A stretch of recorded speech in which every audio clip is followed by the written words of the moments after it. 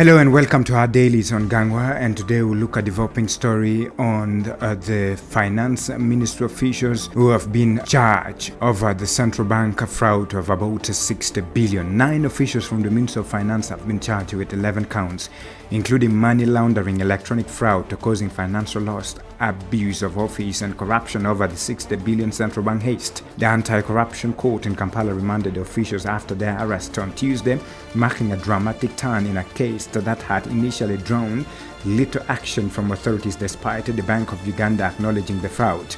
8 of the accused, including Accountant General Lawrence Semakula, appeared before the Chief Magistrate Rachel Nacheze on Thursday. The prosecution told the court that Semakula, along with Paul Lumala, Jennifer Mulizi, Mubarak Nsamba, Mark Kasuku, Tony Yawe, Deborah Kusima, Bettina Naebare, and Judith Saba diverted funds meant for debt repayment to the World Bank and African Development Fund into account in the UK and Japan. Court's document shows that a $6.134 million debt servicing repayment to the World Bank was instead sent to Roadway Company in Japan, with the money landing in an account of MFUFG Bank on November 12. Similarly, $8.569 million intended for the African Development Bank was paid to NJS International in London on September 28. Prosecutors sought a criminal summons for petitions to Shs60bn, the third accused, arguing he had deliberately evaded appearing before the court.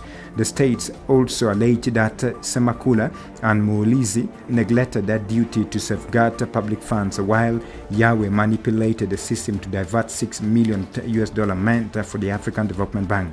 Other suspects, including Shs60bn, Kusima, and Mkalubo, were accused of concealing the fraudulent payment to Roadway, an act that the prosecution said amounted to corruption and money laundering. Investigators have yet to conclude their inquiries, prompting the prosecution to seek an adjournment. Meanwhile, the defense team, led by lawyers Peter Kabatsi and Bruce Musinguzi, protested that they had not been provided with a summary of charges before plea taking and requested bail for their client. However, Magistrate Nachaz ruled that the court lacked jurisdiction over money laundering charges, which are capital offenses tried by the High Court. The defense questions why suspect not charged with money laundering could not take plea, but the prosecution maintained that the highest jurisdiction offense took precedence. In the end, Ms. Nachaze remanded all the accused until February 18th.